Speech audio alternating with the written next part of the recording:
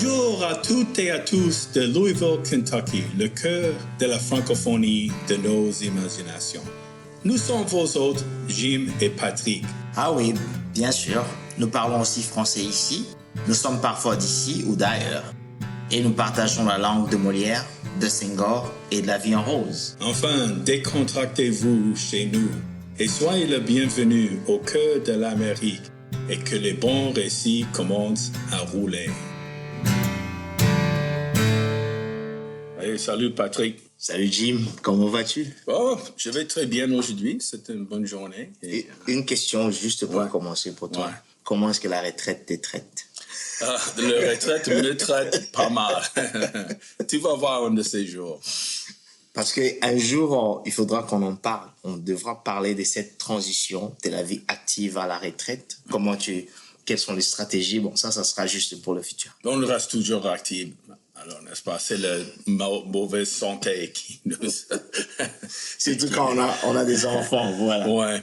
Bon, parle-nous un petit peu. Pourquoi on est là aujourd'hui?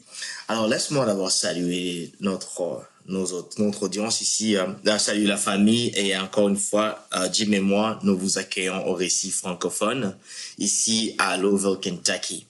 En 2015, mon épouse et moi avons quitté Washington pour nous installer à Louisville, Kentucky. Et une question préoccupante pour moi, c'était comment est-ce que la communauté internationale que moi, je fréquentais à Washington DC serait représentée ici. À DC, comme vous le savez, il y a des restaurants, il y a des communautés linguistiques, il y a des églises, il y a beaucoup de choses pour l'espace international. Mais en arrivant à Louisville en 2015, je me suis vite rendu compte que la communauté internationale de tout part était représentée. Il y avait des Cubains, il y avait des Congolais, il y avait des Burundais, il y avait des Somaliens et tant d'autres choses. Et dans notre série que nous appelons Portrait d'une ville, nous allons continuer de temps en temps de parler d'une certaine communauté ou comment est-ce qu'une certaine communauté internationale est représentée et s'intègre ici à Louisville, Kentucky. Alors, en 2018, si je me rappelle bien, Jim, tu as écrit sur la communauté somalienne de Louisville, Kentucky. Pour commencer, pourquoi est-ce que tu as eu l'idée d'écrire sur les Somaliens de Louisville? Bon, d'abord, j'ai écrit sur pas mal de choses. J'ai écrit une quarantaine d'articles sur les différents aspects de Louisville. Et pour Insider Louisville, qui malheureusement n'existe plus, et même ni les articles, j'ai des copies que j'avais gardées pour moi-même, que tu as eu l'occasion de lire. Il y a un petit centre d'achat qui a été fait dans un entrepôt. Et c'était les Somalis, surtout les Somalis. Et il y a des autres gens là-bas, mais les Somaliens, qui ont refait ça en petit marché. Et c'est bien localisé. Il y a Broadway qui dans toutes les villes. Broadway, c'est une artère centrale. Et 8e, donc c'est dans le centre-ville propre de la ville. Et je suis tombé là-dedans une fois par hasard, je ne sais pas où j'ai entendu parler. Tu déambulais dans la ville et tu t'es retrouvé... Pas dans ce sens, mais ça s'appelle International Market, Somali Market, ça dépend. Je crois que c'est plus génériquement... Pour être franc, je ne sais pas exactement comment traduire mall en centre d'achat. C'est un centre d'achat. Shopping center? Non, peut-être les Français disent ça, mais un centre commercial, un centre d'achat. Voilà. Et donc, c'est intéressant parce que je dis que c'est un ancien entrepôt. Et j'ai vu ça même à San Diego, il y a longtemps. Je suis allé... rendre visite à un ancien collègue et qui habite là-bas maintenant depuis longtemps.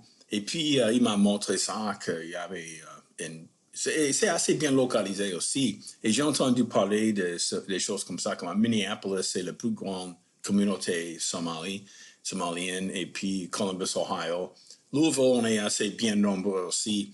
Et puis, c'est fascinant parce qu'on entre là-dedans et c'est tout à fait africain. Il y a les petites boutiques, là, des femmes qui vendent les vêtements, les choses, un petit resto, café.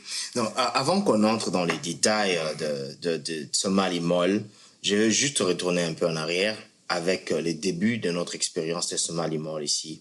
En lisant ton article, tu écris que le Somali Mall est lancé en 2008. Évidemment, c'est une affaire des familles. Et tu as aussi mentionné qu'il y avait une certaine connexion avec Minnesota. Ouais. Et parce qu'il y a une grande représentation là-bas. Euh, Avec ton échange, tu as un peu échangé avec les fondateurs. Qu'est-ce qu'ils ont vraiment dit? Quelles étaient les opportunités pour eux? Parce que je crois qu'un des frères vivait encore là-bas et ils sont venus ici pour commencer le business. Tu as parlé avec eux? Oui, pas tout le monde là parce que ils ne vont pas. D'abord, il faut trouver les gens sur place. C'est Oui. pas facile, mais même on voit les plaques de matriculation de Minnesota et aussi les fonds. Ils sont centralisés. Il y a une certaine base financière pour ouvrir ces malls, les choses. Je pose cette question parce que l'un des frères qui lance Somali Mall de Louisville arrive, je crois, en 2005 ou 2007. Et une année ou 3 ans plus tard, ils ont commencé ces business. C'est-à-dire qu'ils devaient avoir une certaine base financière, quelqu'un pour financer l'affaire rapidement, parce qu'ils ont acheté, ou bien ils ont acheté l'entrepôt et ils ont réadapté ça. Entre le temps où ils ont acheté l'entrepôt et l'adaptation, c'était une année. Ils ont lancé ça dans une année. Oui, oui, c'est vrai. C'est une chose qui est déjà un modèle qui est conçu et il y a des fonds là pour ça. Je ne peux pas imaginer comment on peut vraiment faire ça sans avoir un appui quelque part parce que je ne crois pas que ce soit vraiment rentable financièrement. Financièrement. Oui, il y a des petites boutiques là et choses et ils ne sont pas pleins de monde, mais il y a du monde là. Mais c'est surtout un centre communautaire. Oui, oui en fait, pour nos auditeurs ici, nous sommes en train de parler sur Somali Mall ici à Louisville. Comme Jim vient de le dire, c'est à la fois un centre communautaire, un centre d'affaires, un centre, on peut aussi dire un peu religieux parce que les gens peuvent aller là-bas pour prier. Et d'ailleurs, je vais te dire, Jim, il y a aussi un coiffeur là-bas qui est noir américain, c'est mon coiffeur. De temps en temps, lorsque j'allais me faire coiffer, c'est lui, les gars, qui me coiffait. Il n'a rien à voir avec la Somalie ou l'Afrique. C'est un noir américain qui a son affaire là-bas. Alors, parlons un peu de cette réussite. Parce que c'est pas facile de commencer un business en tant qu'immigrant et surtout immigrant qui viennent à peine d'arriver. Penses-tu que le succès ou plutôt la résilience de cette affaire est due au modèle qui existait déjà et les structures qui existaient qui ont supporté cette affaire ici à Louisville, Kentucky? Bon, il y a quelques raisons. Ce que tu viens de mentionner, d'accord, il y a une certaine base, il y a un certain modèle, on vient à Louisville, il y a des gens qui connaissent ça déjà. Mais ce qui arrive, à mon avis, c'est que les Somalis, leur État était un État chaotique. Puis même notre départ, le militaire américain, il y a longtemps. Et c'est un peuple qui était comme sans pays dans un sens. Ils ne pouvaient pas vraiment retourner les choses. Et donc, ils sont très fiers de leur religion islamique et de leur langue, de leur culture, de leur identité. Et donc, il me semble qu'ils avaient besoin de faire quelque chose pour les relier. Et ça, c'était une manière de faire ça. Peut-être il y a une communauté ou des gens qui ont reçu de l'argent des Nations Unies ou je ne sais pas de quelle source financière. Mais, et donc, comme j'ai écrit et comme tu as lu, on m'avait expliqué que c'est les enfants qui vont à l'école. Bon, ils viennent d'un pays qui était en guerre depuis longtemps maintenant. Et beaucoup des jeunes qui ont grandi là, même les parents, ils ne connaissaient que ça. Oui. Et donc, pour mal de jeunes, ils avaient des problèmes dans les écoles. Ils ne parlaient pas bien anglais, ils n'avaient pas accès à une bonne éducation et choses à un moment. Et donc, ce centre communautaire qui est plus correct dans le sens, à mon avis, cette mall et choses, centre communautaire, ça donne une certaine surveillance des enfants. Pour les enfants qui passent par là, après l'école, ils vont aller là-bas. Il y a une crèche là-bas aussi, il y a une Ouais. crèche pour... en fait, Ok, d'emblée, dis-nous un peu, quand quelqu'un entre dans le Somali Mall, qu'est-ce qu'on voit? Qu'est-ce qui se passe? Essaye de décrire un peu l'ambiance ou les structures, c'est que tu vois. Bon, d'abord, c'est africain. C'est africain. C'est un peu crade dans un sens, mais pas dégueulasse. Pour moi, j'habitais en Afrique et choses, ça c'est normal. En fait, je suis plus chez moi dans un truc comme ça. Et,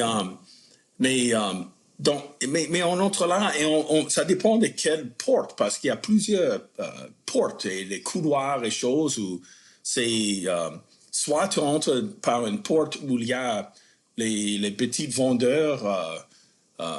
C'est un peu comme certains marchés on trouve ailleurs dans le monde. Quoi. C'est ça que moi quand j'allais là-bas pour me faire coiffer, c'est exactement ce que j'avais. C'est un peu comme un marché africain mais qui est couvert parce que à la fois tu trouves des gens qui sont des tailleurs, qui sont à la fois en train de vendre les habits déjà bien prêts à porter ou quoi que ce soit. Ils sont en train de faire des modifications. Il y a des dames qui font un salon de coiffure. Il y a un café, des cafés d'ailleurs, restaurant.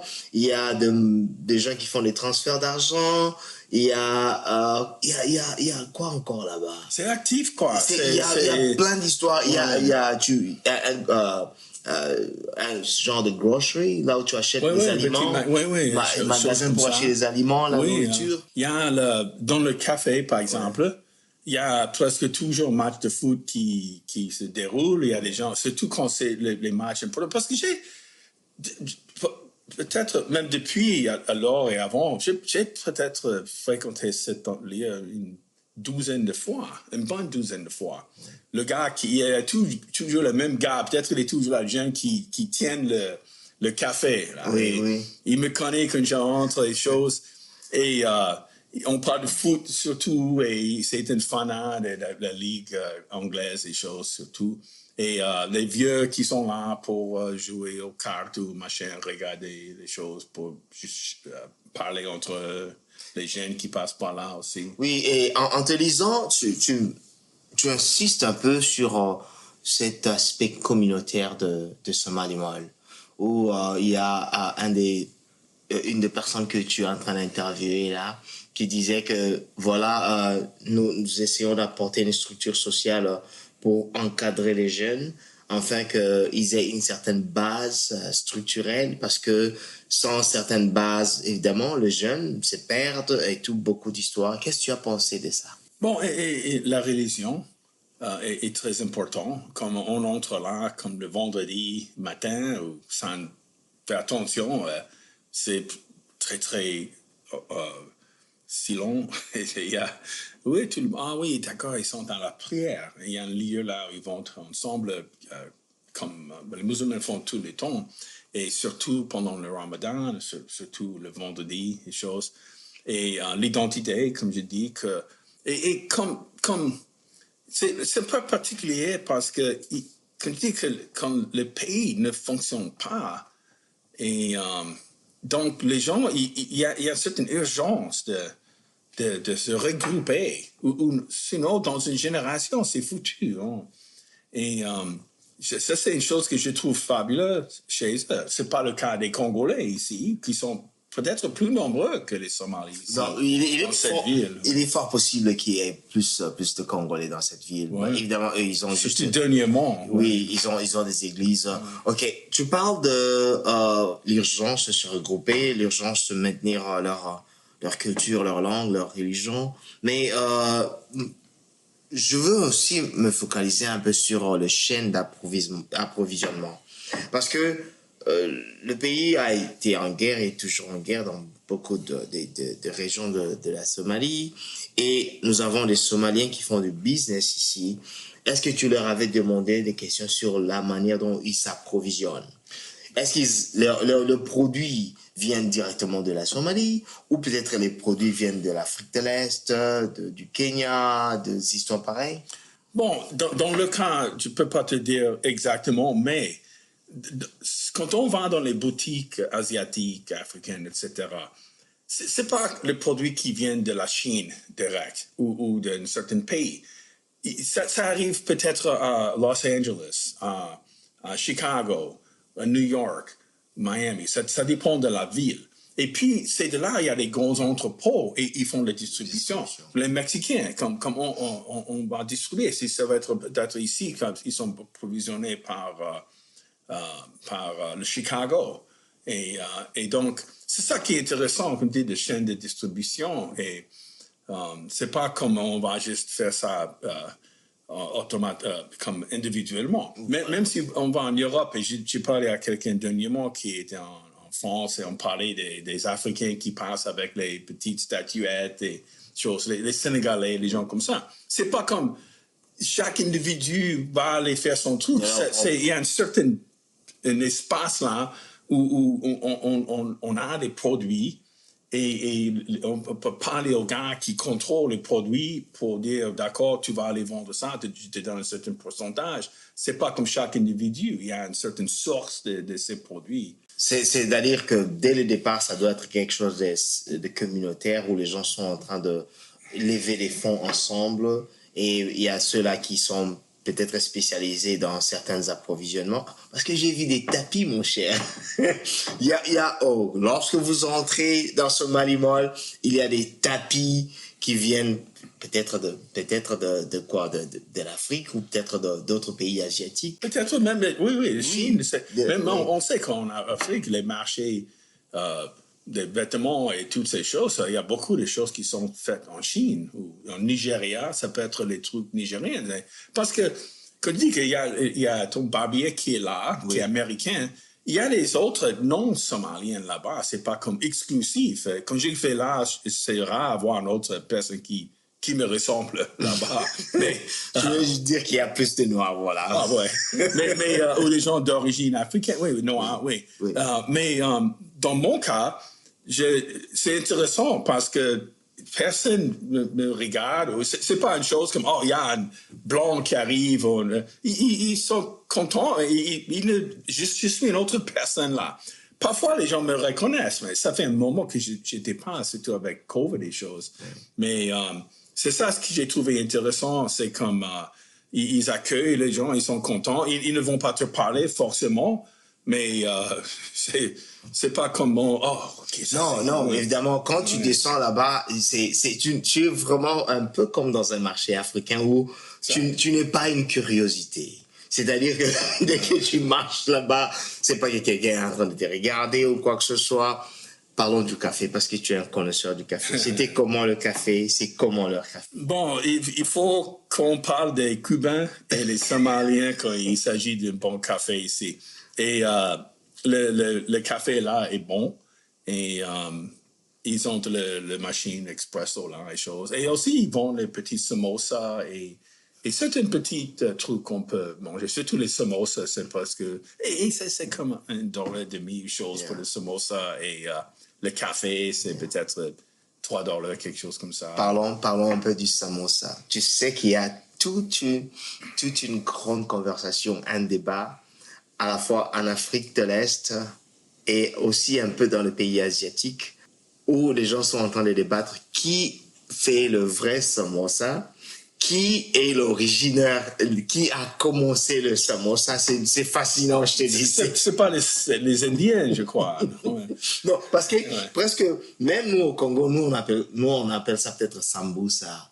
Et d'autres appellent ça samosa. C'est un peu comme la conversion des jollof rice en Afrique de l'Ouest, où les Ghanéens, les Nigériens et tout ça, ils sont en train de se dire, c'est nous qui sommes les fondateurs de jollof rice et tout et tout. Et les Palestiniens, les Israéliens, ils ont aussi une conversation sur leurs aliments là. C'est fascinant. parler de Somali Mall et de tout ce qui se passe là-bas. Et selon toi, depuis 2018, quelles sont les choses que tu vois qui ont changé? Est-ce qu'il y a des choses que tu as observées qui ont changé Chez eux? chez les Somaliens Non, ici? pas vraiment. C'est vraiment une communauté qui est bien collée entre eux et même les jeunes. Et il y en a quelques restos ici. Il y a quelques restos dans la ville. Et il n'y a pas une compétition. Il y a des gens qui aiment. Et moi, je les fréquente de temps en temps parce qu'il dit qu'il y a de bons cafés, une bonne conversation, mais aussi, en même temps, les gens, ils font pas attention à. Si j'entre là, c'est pas comme, oh, c'est quelqu'un qui vient. Non, c'est juste bonjour, Ben, ils ne regardent pas. Mais je vois qu'on ne ferme pas les restos. Non, il y a un site Taylorsville, je crois. Taylorsville, est-ce qu'il y a ça? À côté de l'aérodrome, il y a un aérodrome là-bas. Il y a un restaurant là-bas. C'est somalien là-bas? C'est somalien, je crois. Est-ce que c'est Il y a Éthiopien. C'est éthiopien, voilà. Mais voilà. ils sont surtout dans la vieille ville. OK. Pas loin de cette mall dont on parle. Et aussi Iroquois, dans cette quartier-là, même le Iroquois Plaza. OK. Et donc, et aussi, peut-être quelque part que j'ai pas vu, parce qu'on voit plus et plus à Louisville, et j'imagine ailleurs dans les villes, où je peux pas vraiment me rendre compte de tous les petits restos et les petits magasins qui ouvrent maintenant. Non, c'est vraiment une histoire très, très fascinante, très intéressante, où les structures qui se sont développées à Minneapolis, à San Diego, à Columbus, trouvent maintenant des expressions ici à Louisville. Est-ce que tu sais s'il y a un à Lexington? Je ne sais pas. Non, je ne sais pas. Je ne sais pas dans combien de villes. Je n'ai pas fait une recherche. Ça, c'est intéressant de savoir plus, mais certainement, on voit un système. Ce n'est pas juste par hasard qu'il y a un truc là, un truc ici, un autre truc. Ce sont les gens. Et on sait, comme j'ai parlé, les gens, ils sont venus ici pour établir ça, pour relier la communauté. Oui. Ouais. Voilà. Et ce qui est vraiment intéressant pour moi aussi, tu sais que moi j'aime bien les institutions. Je pense que les institutions, lorsque les institutions sont solides, sont fiables, développent et maintiennent les communautés, même les langues. Et je pense que ça, en partie, ça marche. Ça marche parce que c'est soutenu par d'autres institutions qui sont stables et qui sont fiables. Et pour les communautés qui s'intègrent et qui s'adaptent, c'est un modèle superbe. Un mot de la fin, Jim? Oui, et j'aimerais bien voir plus de ça ici avec les autres communautés. On voit ça dans les plus grandes villes comme les Chinois, le Chinatown, il y a toujours les quartiers chinois.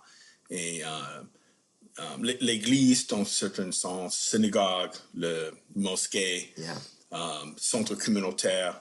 Et dans ce sens, c'est une mall, un centre de magasinage. Et donc, bon, merci pour la conversation. Ok, super. Merci, Jim. À tout le monde, merci. Ok, bonne journée à toi. On vous remercie d'avoir passé un bon moment chaleureux avec nous aujourd'hui. On vous souhaite les meilleurs vœux de chez nous à Louisville, Kentucky. Au revoir les amis et à la prochaine.